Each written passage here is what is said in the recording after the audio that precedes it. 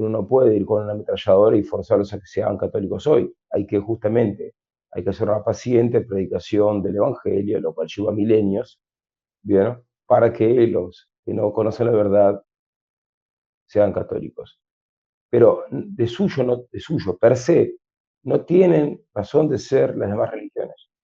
Solamente la Iglesia Católica tiene razón de ser en el mundo de las religiones.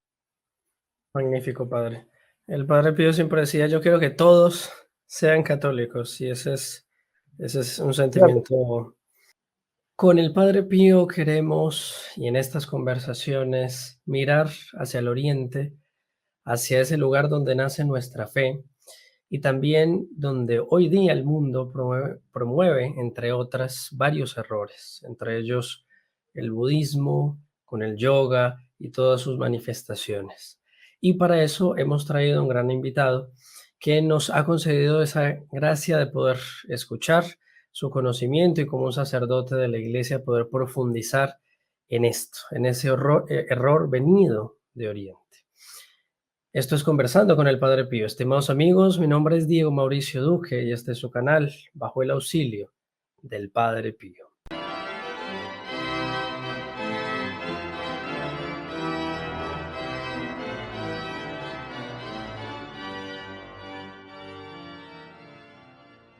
Padre Federico, ¿cómo está? Buenos días, ¿cómo se encuentra? Muy bien, Diego, todo muy bien. Acá, contento de estar con ustedes. Qué bueno, Padre. Si usted nos puede, si podemos dar inicio con una oración, si usted la puede dirigir, por favor. Claro. En nombre del Padre, y del Hijo, y del Espíritu Santo. Amén. Dios te salve María, llena eres de gracia, el Señor es contigo.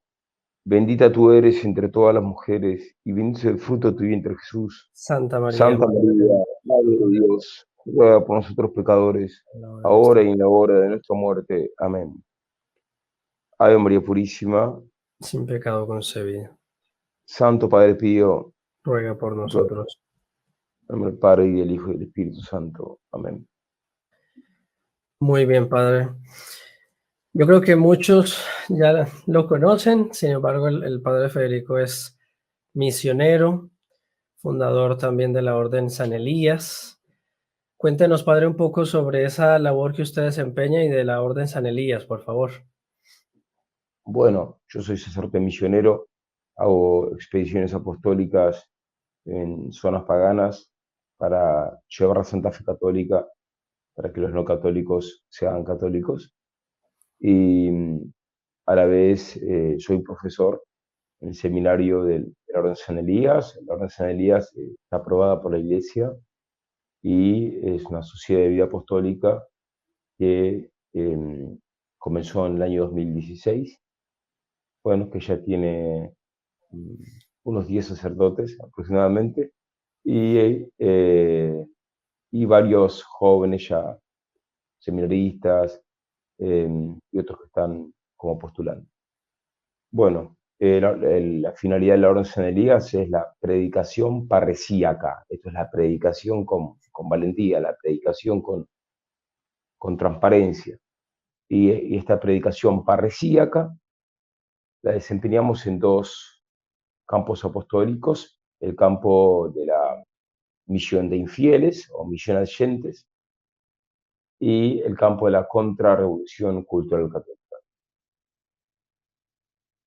Magnífico, Bueno, padre.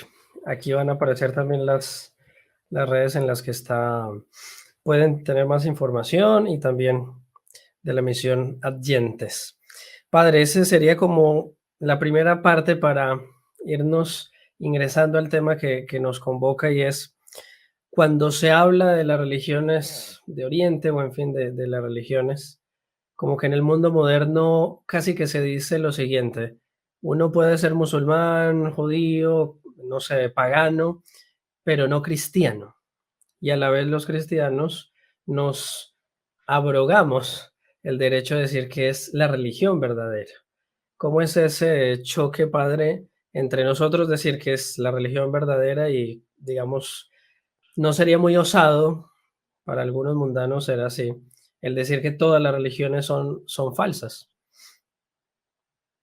Bueno, el punto es que para el mundo moderno es relativista. Para el mundo moderno cada uno tiene su verdad. Para el mundo moderno no hay una verdad objetiva. Entonces, para el mundo moderno cualquier religión es buena y cada uno tiene, digamos, el derecho per se de de abrazar la creencia que se le antoje, ni siquiera la creencia que juzgue real.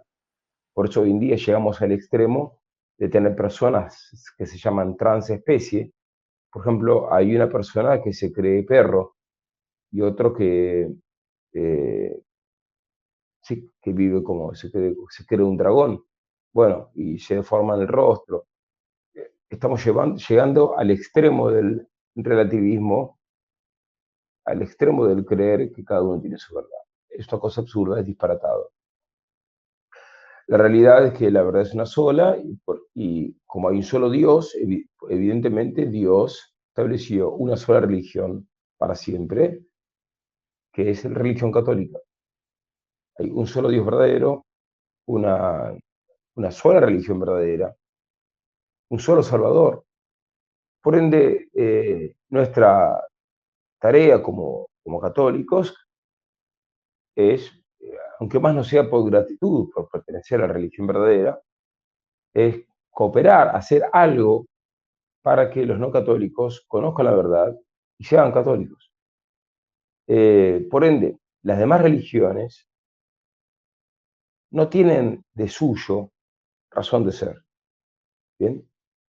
Per accident pueden tener razón de ser en la medida en que uno no puede ir con una ametralladora y forzarlos a que sean católicos hoy. Hay que hacer una paciente predicación del Evangelio, lo cual lleva milenios, ¿bien? Para que los que no conocen la verdad sean católicos. Pero de suyo, per se, no tienen razón de ser las demás religiones. Solamente la Iglesia Católica tiene razón de ser en el mundo de las religiones. Magnífico, padre. El padre Pío siempre decía, yo quiero que todos sean católicos, y ese es un Claro, sentimiento es así, es que es especialísimo. como decir, cuando Noé hizo el arca y se salvaron unos pocos en el arca. Bueno, fuera del arca no había salvación. Los santos padres comparaban la Iglesia Católica con el arca de Noé. Fuera del arca de la Iglesia no hay salvación. Por ende, ¿qué hay que hacer? Que todos los no católicos que vengan a la Iglesia Católica. ¿Quieren salvarse? Vengan a la Iglesia Católica. ¿No quieren salvarse? Quédense fuera de la Iglesia Católica. Nadie los va a forzar a que entren en la Iglesia Católica.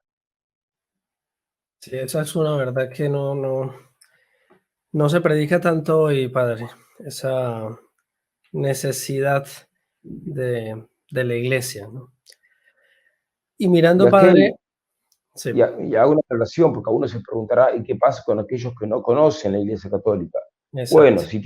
si tienen buena fe, si tienen buena intención, entonces Dios les va a mandar un misionero o un ángel o una revelación para que al menos en el momento que se están muriendo conozcan las verdades necesarias para salvarse. Y si esa alma se salva gracias al influjo sobrenatural de la Iglesia Católica.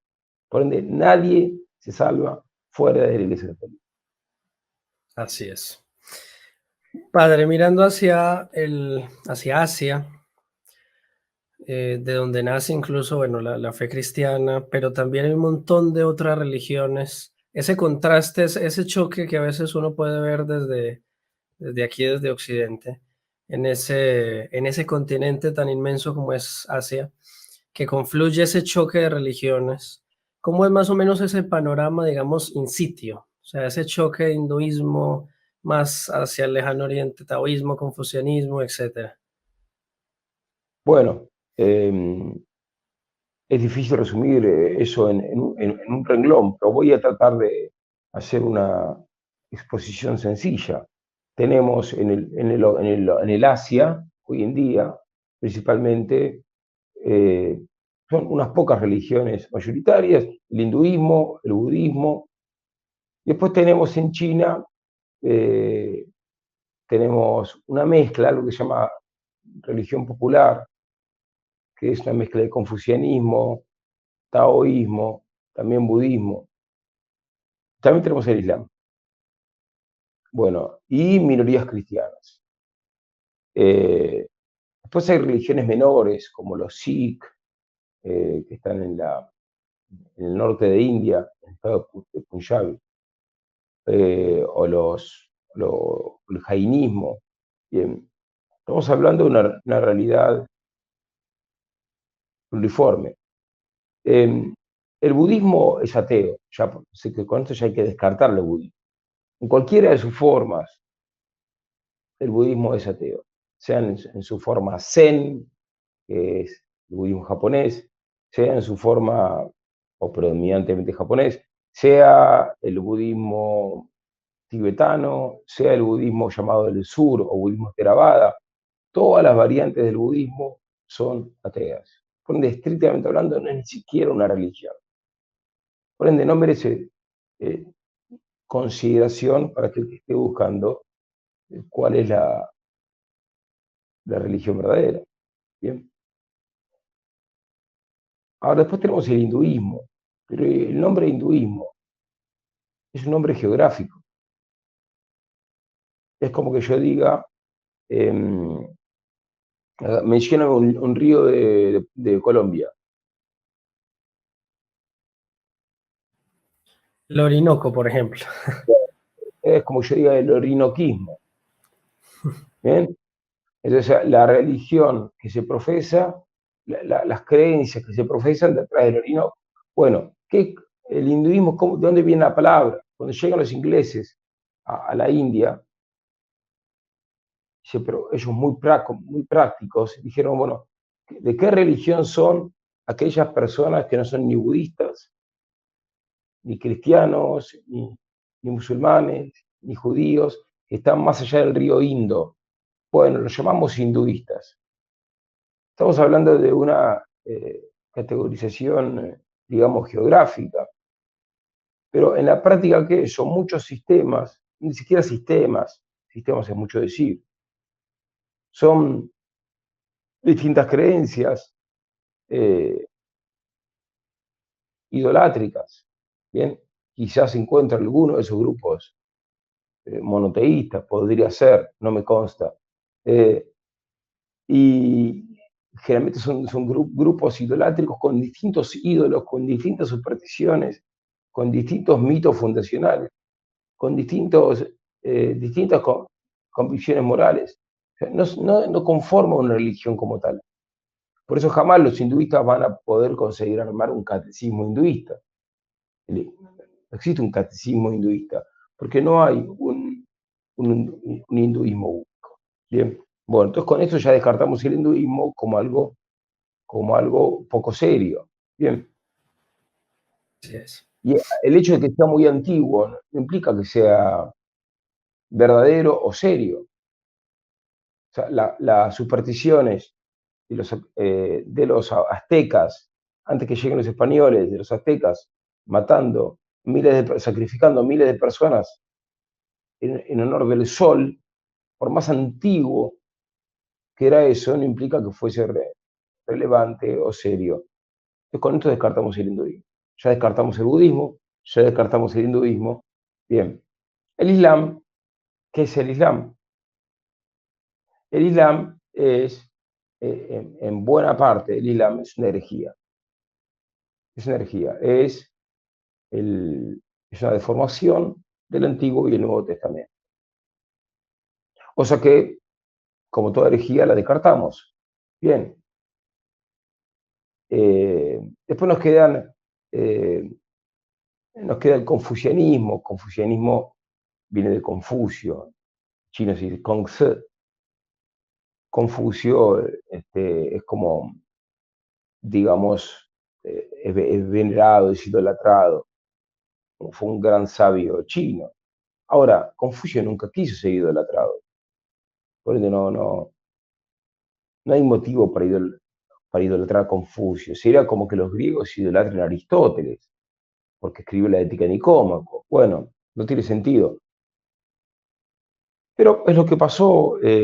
Ahora, Confucio fue una persona buena que escribió escritos de ética natural,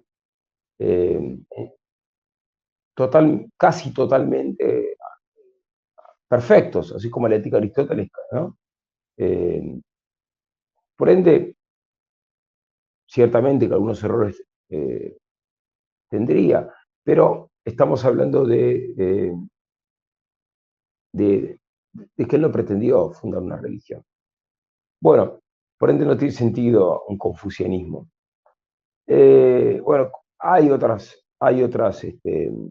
expresiones, llamémoslas religiosas, pero son muy menores, muy minoritarias. Con esto ya cubrimos todo el ámbito de las religiones asiáticas, eh, de las mayoritarias. No sé si respondí tu amplia pregunta, Sí, de modo padre. muy resumido.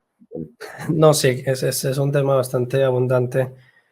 Hay una, digamos, de esas expresiones, aunque es pequeña, que es el taoísmo, que nos ha llegado con eso del yin yang, ¿no? Como el bien y Sí. el mal en un constante equilibrio. Esa idea Bueno, que hasta se nos metió mucho, padre, ¿cómo es? bueno, más allá de lo que diga el taoísmo, eh, hay algo que se llama gnosticismo, que el gnosticismo, en líneas generales, es el común denominador de lo que se puede llamar el orientalismo, o sea, de las religiones, de las concepciones eh, paganas, asiáticas, orientales, no cristianas, el gnosticismo. Y uno de los puntos del gnosticismo es que el gnosticismo, al fin de cuentas, entre otras cosas, profesa una unidad indiferenciada de los contrarios, una unidad indiferenciada de los opuestos. Por ende, se busca estar más allá del bien y del mal, más allá de la verdad y el error, más allá del crimen y la santidad. Entonces, para ellos creen que eso es gran sabiduría, que es gran iluminación, pero bueno, en realidad es una gran aberración. Bien, eh, entonces ellos hablan, uno de los pilares precisamente del gnosticismo es lo que se llama el no dualismo. O sea, si yo hablo de bien y mal como cosas, bueno, de bien y mal, como que hay que evitar el mal y procurar el bien, bueno, para ellos eso es un dualismo. Bien, ellos pretenden estar en un plano no dualista que supera todas las oposiciones. Por ende, entonces el yin y el yang, esto de que hace falta un poco de bien y hace falta un poco de mal, van en esa línea. Se rechaza el rechazo radical del mal. Se procura dialogar con el mal, porque el mal tiene entidad, eh, eh, y no hay un rechazo absoluto del mal. Esto también lo vemos incluso en pensadores eh, modernos, eh, supuestamente católicos, como un monje benedictino, Ansel Grum, que propone, siguiendo a Carl Jung, propone en sus libros, bueno, que uno integre las sombras en su vida.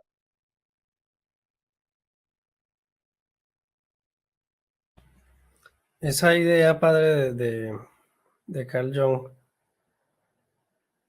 de, y que está en muchos libros, y a veces incluso libros, a mí me ha tocado escuchar de algunos, eh, tanto seminaristas como ex seminaristas que dicen que los ponían a leer libros por esa línea, como el Lobo Estepario, cosas parecidas. Y era un poco en esa línea de Carl Jung. No sé si podríamos profundizar, ¿no? Porque era como quien dice, bueno, el hombre tiene ese lado malo y como que tiene que aceptarlo y hacerlo parte de sí, ¿no? Como que el bien y el mal cohabiten en la persona, una cosa Bueno, más o menos así. bueno, pero eso es una concepción gnóstica, ¿bien? Ante todo, según la cual hay que estar más allá del bien y del mal. Bien, Hay un libro de Nietzsche titulado Más allá del bien y del mal. Bien. Nietzsche no se inventa esta concepción, es una concepción orientalista, es una concepción gnóstica.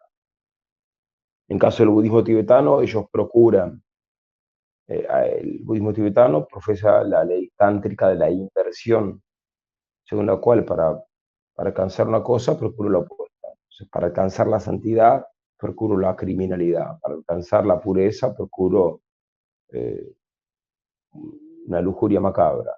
Bueno, en el caso de... pero entonces, el mal, evidentemente, el sentido común ya lo enseña, la ley natural y por supuesto la Iglesia, que debemos rechazar el mal moral. No podemos negociar, no podemos dialogar con el diablo, no podemos eh, negociar con él, pactar con el pecado venial, ni siquiera con el pecado venial. Bien, entonces, ni siquiera con la imperfección. Tenemos que buscar, nuestro Señor Jesucristo nos dijo, sed perfectos como vuestro Padre Celestial es perfecto. Tenemos que buscar la santidad. Por ende, no podemos hacer, no hay nada que, no hay bien en el mal, no podemos negociar con el mal. Tenemos que extirpar completamente el mal. Y por eso los santos decían, es preferible, decía Santo Domingo Sabio, con 10 años de edad, con 9 años, es preferible morir antes que pecar. Y San Juan de la Cruz dirá, es preferible morir y reventar antes que pecar. Esa es la actitud católica, esa es la actitud del sentido común. Así es, Lo demás padre. es divertido. Exacto. Y se nos metió por los poros, ¿no? Esas ideas y sobre todo ese error del budismo, ¿no? Que nos llegó por medio del yoga, de los mandalas y de esa concepción de que a veces nos venden el budismo. Claro que es un budismo por la óptica occidental, ¿no?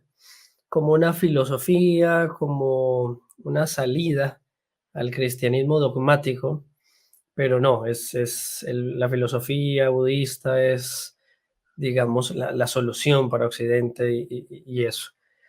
Y adentrándonos por ahí, padre, esa visión que nosotros tenemos del budismo, ¿cómo nos llegó y qué tan real es? Bueno, nos llegó a nosotros principalmente el budismo tibetano y también en cierta medida llegó el budismo zen. El budismo zen. En el caso del budismo tibetano llegó, cuando llega a Estados Unidos, por ejemplo, lo trae un monje, Trungpa Rinpoche, que terminó él después muriendo de cirrosis, eh, más o menos a los 50 años. Él manejando borracho chocó y quedó medio discapacitado. Este hombre fundó la principal secta, el principal movimiento budista norteamericano, hace poco, Trungpa Rinpoche. Ahí iban los hippies, porque ahí habían fiestas degeneradas, eh, organizadas por este sujeto. ¿Y por qué las organizaba? Porque profesaba la crazy wisdom, sería como la alegría loca, ¿no? La locura, sí, crazy, una alegría loca. No anda sabiduría loca. Y entonces, y bueno, y después su discípulo, aquel que él dejó, tenía muchos discípulos, pero su heredero, es un hombre que se contagió SIDA por su vida promiscua, era bisexual, y él sabiendo que tenía SIDA, fornica a varios de sus discípulos, entonces contagia SIDA a sus discípulos, a algunos de sus discípulos, uno muere de SIDA, ese sujeto después muere de SIDA, se llama el regente Rich, y todavía hay budistas que consideran que este era un santo, un iluminado, y que contagiarle SIDA a su discípulo en realidad era una obra buena, eh, porque le permitía reencarnarse en otra vida. Bueno, estamos hablando no de una secta marginal, sino del principal movimiento budista establecido en Estados Unidos. Eh, fundado por Trungpa Rinpoche. Después en Europa, esto fue en Estados Unidos, en Europa el principal se llama Sogyal Rinpoche, un sujeto realmente patibulario, nefasto. Él también golpeaba a sus discípulos, se acostaba con sus discípulas y hacía una fortuna. Y buena parte de su enseñanza, ¿no?, entre comillas, enseñanza, era pagar había que pagar mucho dinero, unos $150 quizás, para estar sentado, viéndolo a él sentado. Él estaba sentado y uno pagaba para verlo a él sentado. Casi como si él fuera el Santísimo Sacramento, cuando uno se sienta o se arrodilla a ver el Exacto. Santísimo Sacramento. Bueno, nos sentamos para ver a él, este monje gordo sentado. Bueno, un delirio. Llegaba a ir un reporte, un testimonio, de él golpeando la cabeza de dos alumnos. Bueno, alguien me podría decir que también hubo abusos en la Iglesia Católica. Entonces algunos me dicen, bueno, padre, usted está criticando a los monjes budistas por sus delirios y miren los sacerdotes que hacen cosas malas. Y la diferencia es la siguiente, la diferencia fundamental, es que la Iglesia justamente condena toda actividad sexual fuera del matrimonio. Bien, por ende, todo abuso que haya de parte de un ministro católico es algo, la Iglesia enseña que es un pecado mortal. Bien, y si no se arrepiente se va al infierno. Bien, no, en cambio, en el budismo tibetano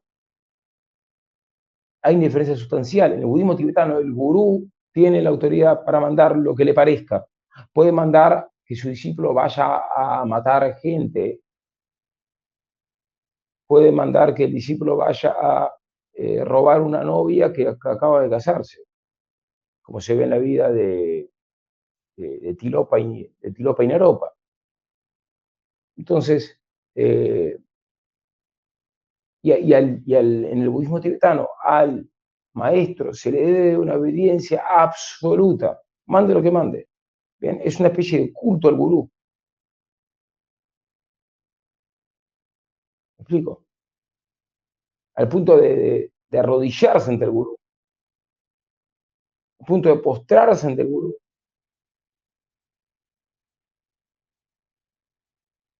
Pasan a ser unas especies de divinidades. Claro. Padre, y del budismo, porque es eso que nos ha llegado tanto aquí a Occidente. Nos llegó, entre otras, el yoga con todos sus más o menos reiki, etcétera, etcétera, y los mandalas. El yoga, digamos, y se habla mucho por la nueva era, etcétera, contra el yoga, pero tanto el yoga como los mandalas, padres, ¿qué representan para ellos? O sea, no, para nosotros nos lo venden de una manera, pero en la concepción de ellos, esas prácticas que son. Bueno, el yoga significa unión, pero el tema y eso ya es muy, muy evocativo, porque la unión con qué, unión con qué. Y la realidad es que ellos mismos no van a poder explicar bien unión con qué, pero en líneas generales la tendencia es a que el yogi que practica yoga busca unirse con el todo. ¿Por qué con el todo? Bueno, porque en caso del hinduismo, el todo, si uno generaliza las posiciones hinduistas, bueno, porque el todo es, digamos que es Dios. Entonces uno al unirse con Dios, uno se une con Dios por medio del yoga. Ahora, Esto supone que la persona, el individuo que hace yoga, en realidad no existe. En realidad es una manifestación de ese todo. Bien, no podemos ser acá muy precisos, porque ellos no quieren ser precisos. ¿Se entiende o no? Exacto, sí.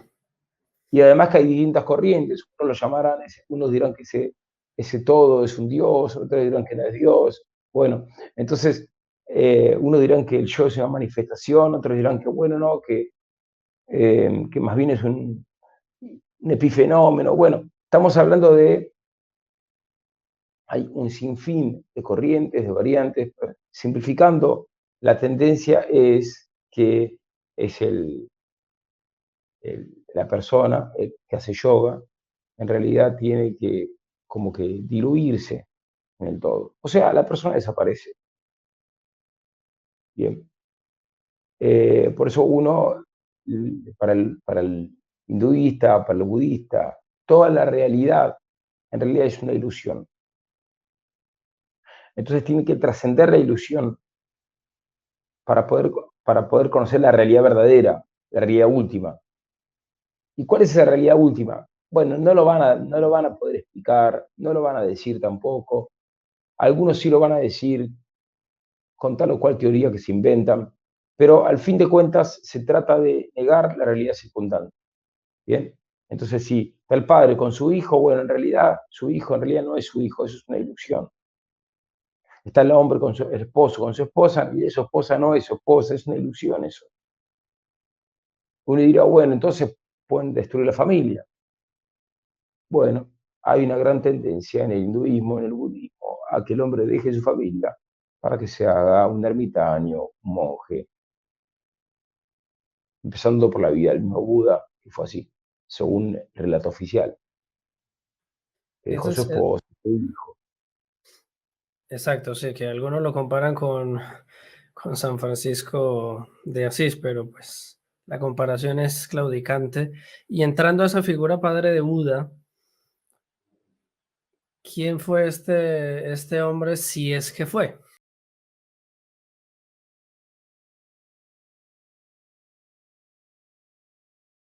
Tratar de que la mujer haga méritos, para que la mujer llegue a ser hombre en otra vida. Porque si es mujer, ¿cómo va a no puede alcanzar la iluminación? ¿Bien? La iluminación perfecta, sino una iluminación menor. ¿Bien?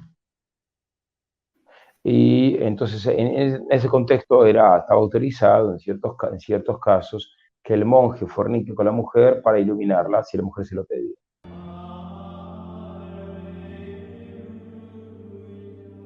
In nome del Padre, del Figliolo e dello Spirito Santo, e così sia. Sia lodato Gesù e Maria.